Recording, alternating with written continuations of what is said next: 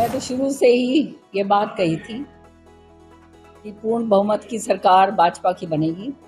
भाजपा की जो नीतियां हैं वो हर वर्ग के लिए लाभकारी हैं और ये जनता ने देख लिया। हरियाणा की जनता ने ये बात स्वीकार ली है कि अब कांग्रेस नाम की चीज हरियाणा के अंदर नहीं रही। मैं शुरू से बोलती आ रही हूँ कि बाबू बेटा जो है पार्टी ये रह गई और लोगों ने जो है उनको पूरी तरह से नकार दिया। हरियाणा विधानसभा चुनाव के परिणाम लगभग सामने आ चुके हैं। नतीजों को देखते हुए बीजेपी सांसद किरण चौधरी के घर पर बीजेपी कार्यकर्ताओं की तरफ से जश्न मनाया जा रहा है। हरियाणा विधानसभा चुनाव के नतीजों पर बीजेपी सांसद किरण चौधरी ने कहा कि हम शुरुआत से कह रहे थे कि बीजेपी की पूर्ण बहुमत की सरकार बनेगी। मैं तो शुरू से ही ये बात कही थी कि पूर्ण बहुमत की सरकार भाजपा की बनेगी, क्योंकि भाजपा जो है वो एक संगठित पार्टी है। भाजपा की जो नीतियां हैं वो हर वर्ग के लिए लाभकारी हैं और ये जनता ने देख लिया। और दूसरी तरफ जो है केवल क्षेत्रवाद था, नजर आता था। एक व्यक्ति विशेष और उनके पुत्र वो नजर आते थे।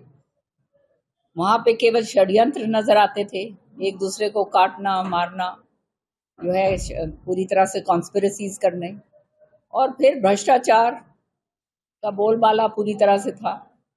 तो हरियाणा की जनता ने ये बात स्वीकार ली है कि अब कांग्रेस नाम की चीज हरियाणा के अंदर नहीं रही। मैं शुरू से बोलती आ रही हूँ कि बाबू बेटा जो है पार्टी ये रह गई और लोगों ने जो है उनको पूरी तरह से नकार दिया। कहीं ना कहीं हमारी सियासत नाराज चल रही है लास्ट तक। नहीं तो जो इन्होंने करा सिलसिलेवार, इनके सांसद हैं, उन्होंने महिलाओं के बारे में ओछी टिप्पणी करी। अब आज 21वीं सदी के अंदर जहाँ पे महिलाएं जो हैं आगे बढ़ चढ़ के काम कर रही हैं, सबसे आगे निकल रही हैं, इनकी मानसिकता जो है इतनी ओछी और छोटी है। जिस तरह की टिप्पणियां ये करी लोगों ने के सामने ये करते हैं, ये लोगों को पसंद थोड़ा आती हैं। साथ में जो है इनके अपनी नेताओं के खिलाफ जो है जाति सूचक शब्द जो है इस्तेमाल करे जाते हैं। एक महिला के प्रति जो है जिस तरह की बात कही जाती है, इससे तो शर्म नीचे सिर झुक जाता है। तो ये जो है, और फिर उसका खंडन भी नहीं करा जाता। तो आप समझ सकते हैं कि अब जो है इनके पास ना तो कोई नियत है ना कोई नियति है। केवल जो है लोभ और लालच था कि किस तरह से जो है हम अपना घर भर लें। दोबारा से 10 साल रीते बैठे रह गए किस तरह से, और वो साफ स्पष्ट नजर आ गया। जो इनके जो प्रत्याशी जो चुनाव लड़ रहे थे, वो कोई 3-4 प्रत्याशियों को मैंने सुना इस पे सोशल मीडिया पे देखा, कह रहे हैं कि पहले हम अपना घर भरेंगे, फिर रिश्तेदारों का करेंगे, फिर दूसरों का देखा जाएगा। तो ये इस तरह की जब मानसिकता जब सामने आ जाती है तो फिर आप समझ सकते हो कि फिर रह क्या गया।